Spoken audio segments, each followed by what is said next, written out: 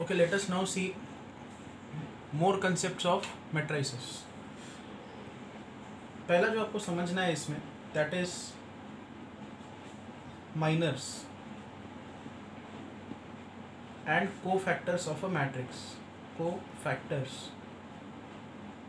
of a matrix.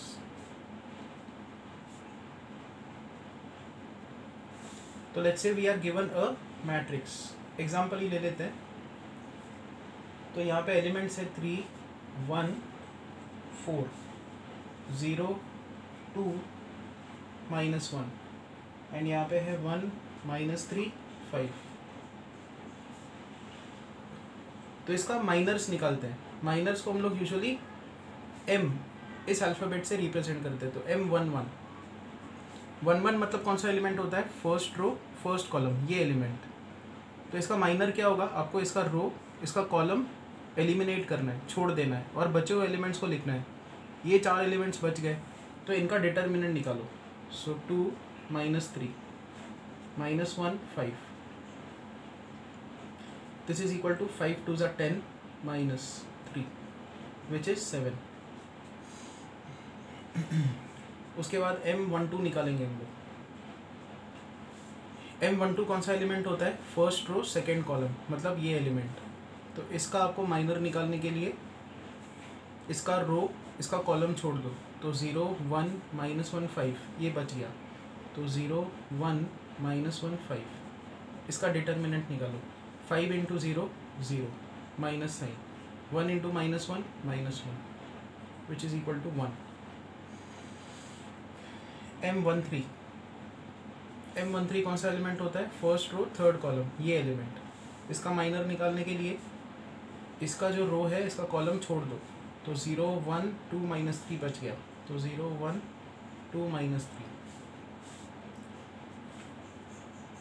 इसका determinant का value क्या होगा? यहाँ पे आएगा 0 -1 × 2 2 विच इज़ -2. उसके बाद M21 second row first column, ये एलिमेंट. M21 का वैल्यू निकालते माइनर ऑफ M21 एलिमेंट, मतलब इसका माइनर निकालना है. तो इसका रो इसका कॉलम छोड़ दो. 1 4 -3 5 1 4 -3 5. यहाँ पे आएगा 5 -12 विच इज 17.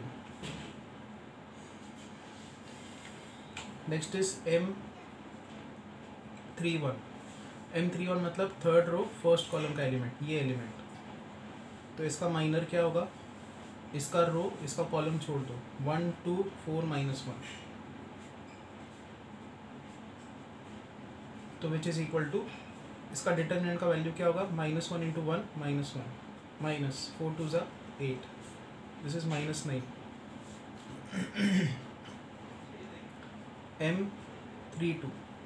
M32 कौन सा एलिमेंट होगा? थर्ड रो सेकेंड कॉलम का एलिमेंट, मतलब ये एलिमेंट. तो इसका माइनर क्या होगा?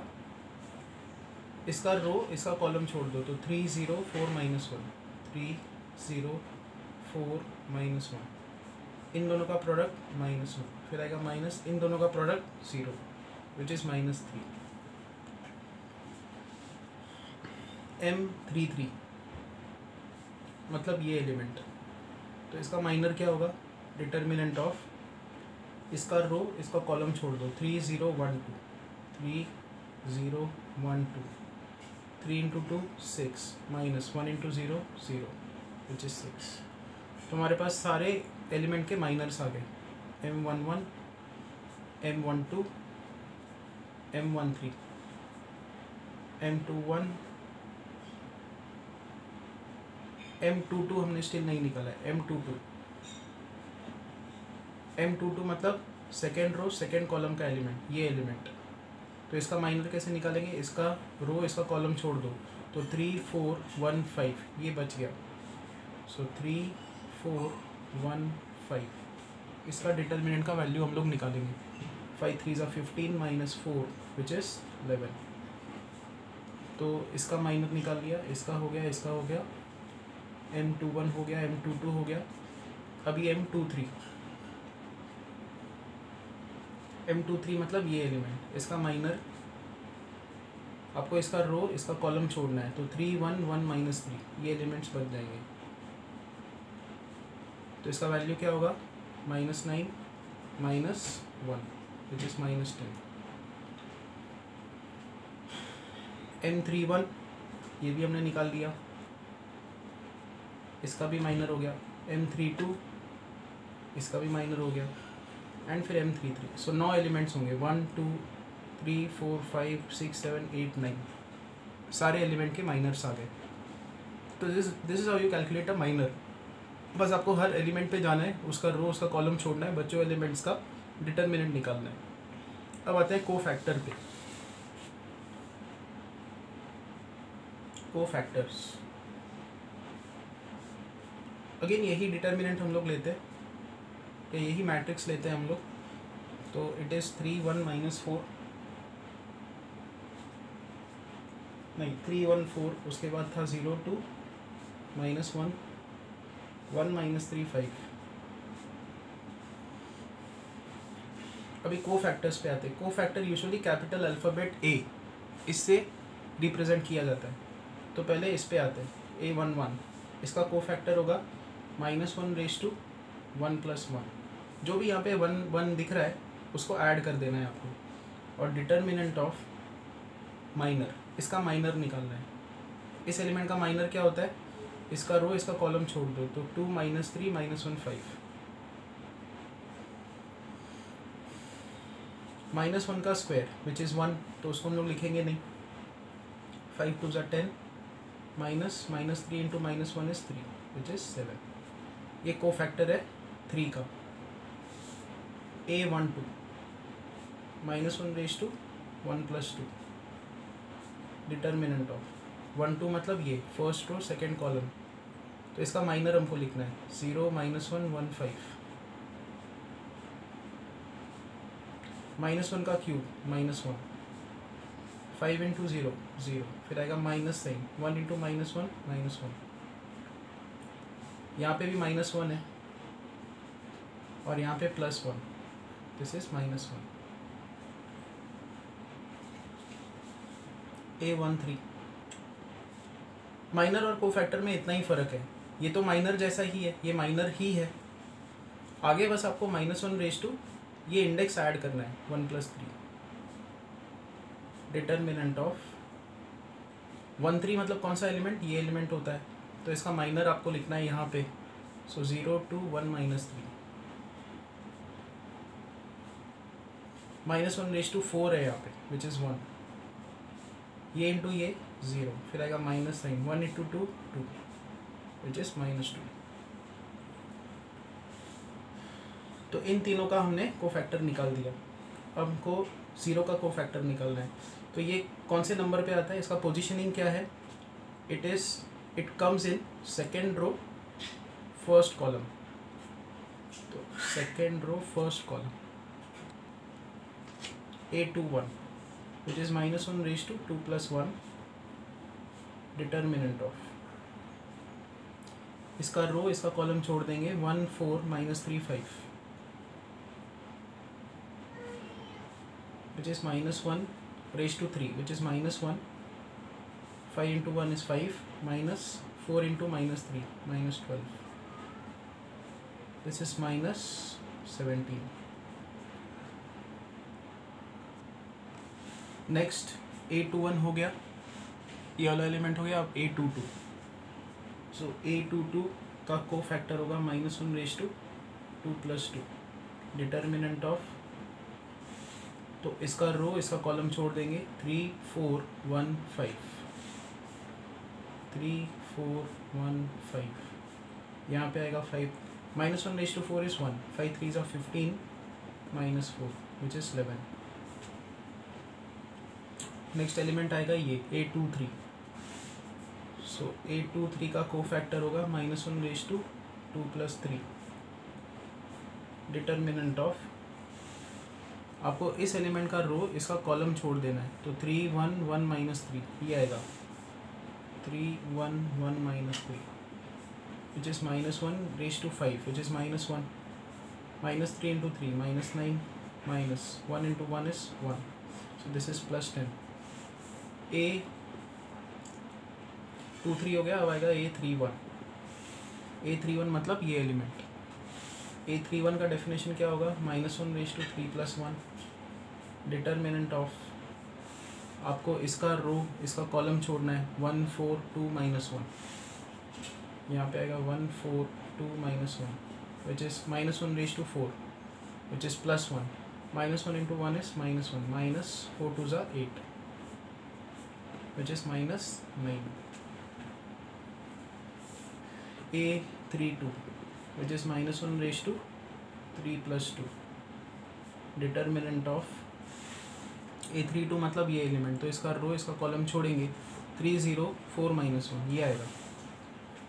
सो यहाँ पे आएगा 3 0 4 -1 -1/5 which is -1। -1 into 3 is -3, क्योंकि 0 into 4 आगे 0 आएगा, वो निकल जाएगा। -3 into -1 is +3। अब आता है लास्ट में A33, तो -1/3+3। डिटर्मिनेंट ऑफ ये लास्ट एलिमेंट, इसका कॉलम इसका रो छोड़ देंगे, 3 1 0 2, तो यहाँ पे आएगा 3 1 0 2 6। अब ये जो भी हमने 9 कोफैक्टर्स निकाले उनका एक मैट्रिक्स बनाएंगे, that is known as cofactor matrix.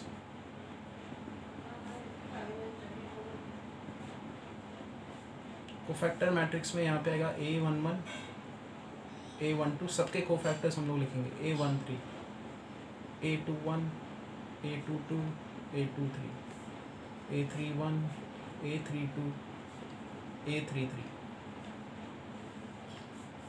तो यहाँ पे वो सारे वैल्यूज़ हम लोग सब्स्टिट्यूट करेंगे। तो ये आया था 7, ये आया था -1, दिस इज़ -2, उसके बाद ये आया था -17, उसके बाद A22 दैट इज़ 11,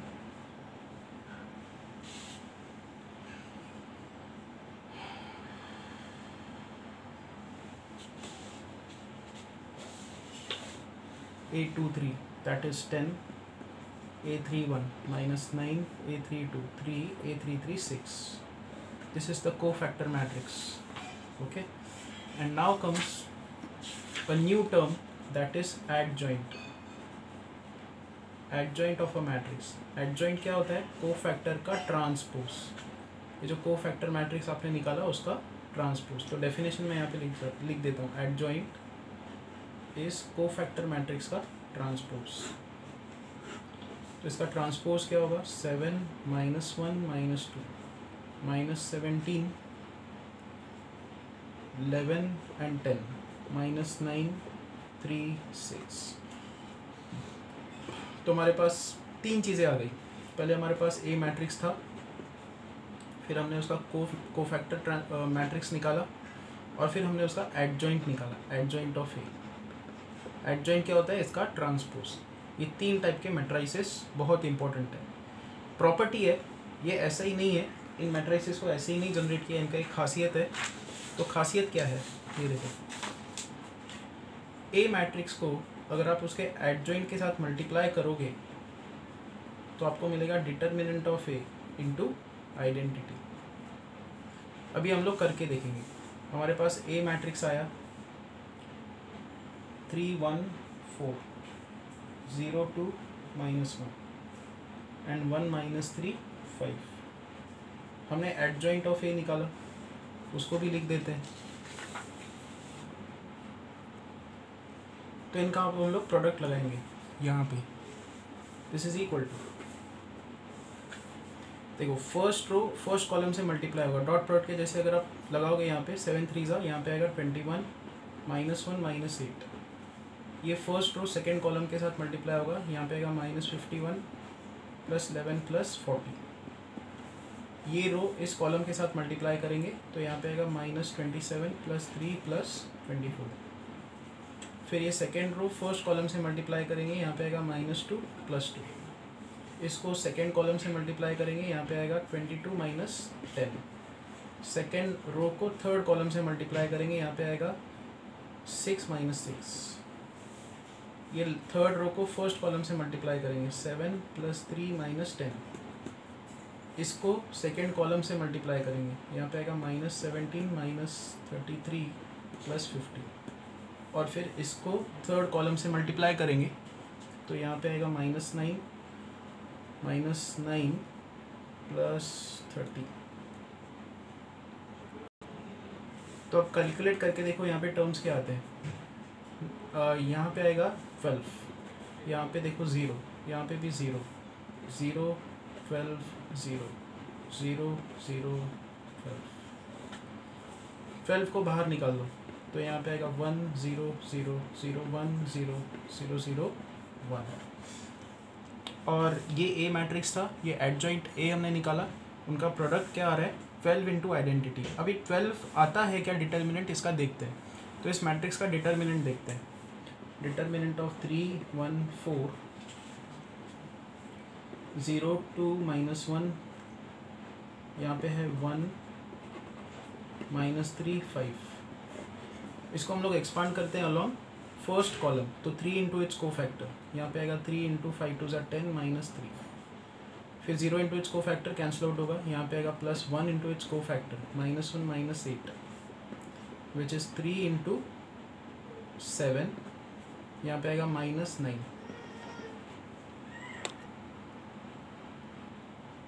यहाँ पे आएगा 21 -9 विच इज़ 12।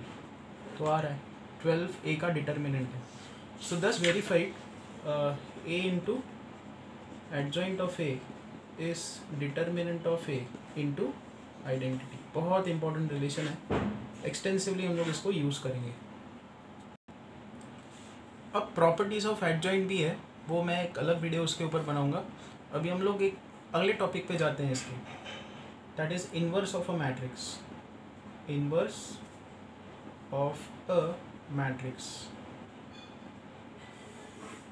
इनवर्स क्या होता है, देखो अगर आपने ए को बी के साथ मल्टीप्लाई किया और इनका प्रोडक्ट आइडेंटिटी आया तो आप क्या बोलोगे, बी इज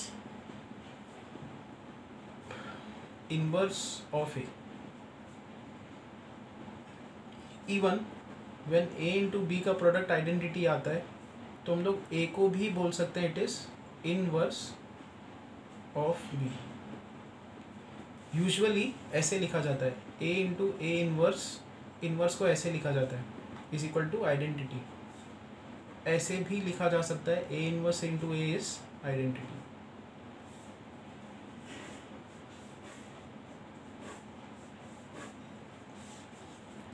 तो ये इनवर्स निकालना बहुत इंपॉर्टेंट है, इसके प्रैक्टिकल एप्लीकेशंस होते हैं साइंस में। तो इनवर्स निकाले कैसे, ये देखो पहला तरीका इनवर्स निकालने का, जो पहला तरीका है that is adjoint method. Adjoint method जो अभी हमने सीखा, हमने क्या देखा कि ए इंटू एडजॉइंट ऑफ ए, ये दो मैट्रिसेस को अगर आप मल्टीप्लाई करो तो आता है determinant of A into identity. तो हम लोग क्या करेंगे, दोनों तरफ डिटर्मिनेंट ऑफ ए से डिवाइड कर देंगे। A into adjoint of A upon determinant of A is equal to identity, ये आ जाएगा।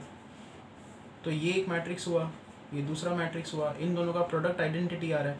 बट देखो इन्वर्स की डेफिनेशन क्या है, A into A inverse is identity. इसको एंड इसको कंपेयर करो, यहाँ पे भी ए है, आगे ए इन्वर्स है और फिर आइडेंटिटी, यहाँ पे ए है और फिर ये है इज इक्वल टू आइडेंटिटी। तो यहाँ से क्या लिख सकते हो, A inverse is same as adjoint of A upon determinant of A. So A inverse निकाला जा सकता है like this, adjoint of A upon determinant of A. Again a very important result, inverse निकालने का तरीका। ओके, अब आते हैं प्रॉपर्टीज ऑफ इनवर्स पे। Properties of inverse,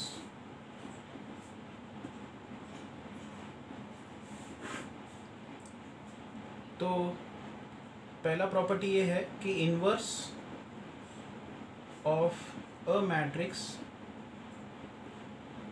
is unique. क्या मतलब है इसका, ये देखो ए बी इज आइडेंटिटी, तो माना हमने कि बी ए का इन्वर्स है, तो दोनों का प्रोडक्ट आइडेंटिटी आएगा, ठीक है, identity of order n। Suppose करते हैं कि सी भी इसका इन्वर्स है, तो क्या होगा, ए सी इज इक्वल टू आइडेंटिटी होगा।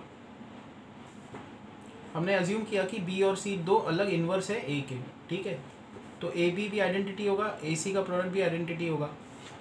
अब हम लोग इस इक्वेशन को सी से मल्टीप्लाई करेंगे, तो C A B will be C into identity. Identity की खासियत क्या है, उसको किसी भी मैट्रिक्स के साथ मल्टीप्लाई करो आपको सेम मैट्रिक्स मिलता है।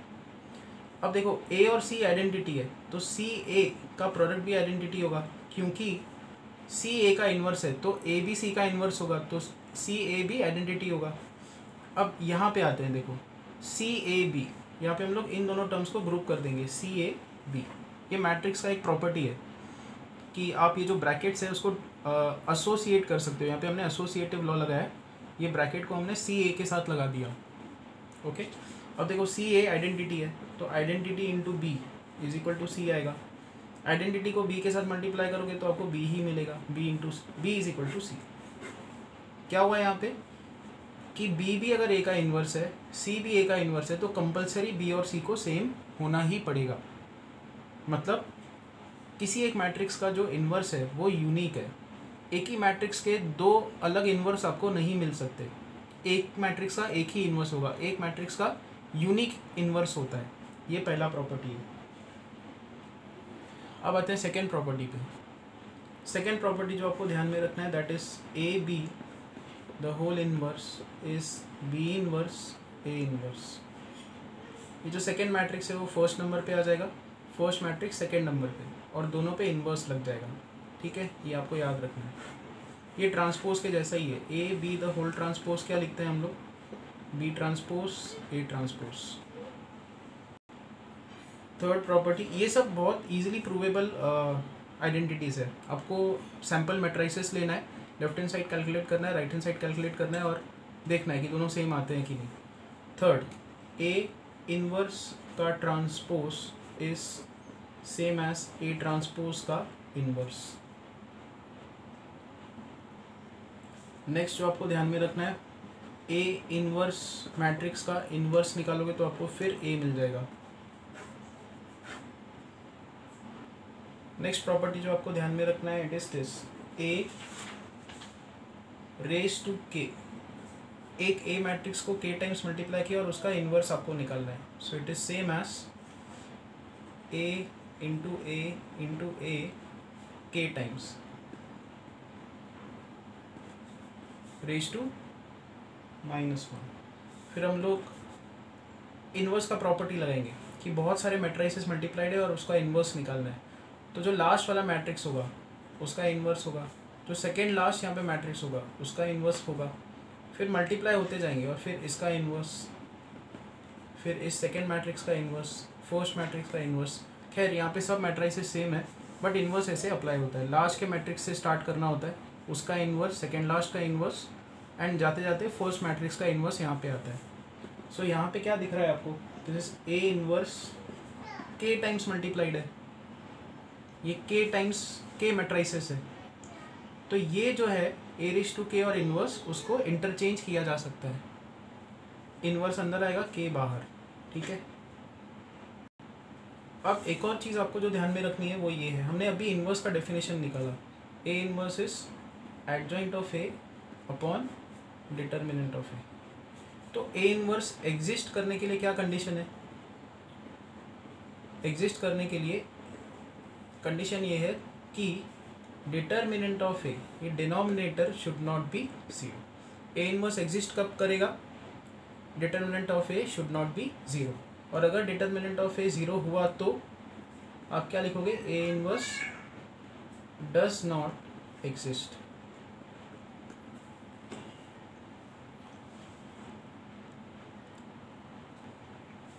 नेक्स्ट, ए मैट्रिक्स अगर ऐसा है, डायगोनल मैट्रिक्स 1 0 0 0 2 0 एंड 0 0 3, तो ए इनवर्स डायरेक्टली आप लिख सकते हो, इसका रेसिप्रोकल, इसका रेसिप्रोकल एंड इसका रेसिप्रोकल, क्योंकि अगर आप इन दोनों को मल्टीप्लाई करके देखो आइडेंटिटी आता है। या नॉर्मल कोफैक्टर और फिर वो एडजॉइंट अप्रोच लगा के भी देखोगे तो आपको इन्वर्स यही मिलेगा कि अगर आप इसका एडजॉइंट निकालोगे अपॉन डिटर्मिनेंट ऑफ ए निकालोगे तो आपको यही इसका इन्वर्स मिलेगा। तो ये आपको डायरेक्ट रिजल्ट ध्यान में रखना है। एक और चीज़, अगर ए 2x2 मैट्रिक्स है ABCD तो इसका ए इन्वर्स डायरेक्टली निकाला जा सकता है। आपको इन दोनों को इंटरचेंज करना है, DA इन दोनों को माइनस साइन से मल्टीप्लाई करना है, -C -B, और इसको डिवाइड कर देना है इसके डिटर्मिनेंट के साथ। इसका डिटर्मिनेंट है AD - BC।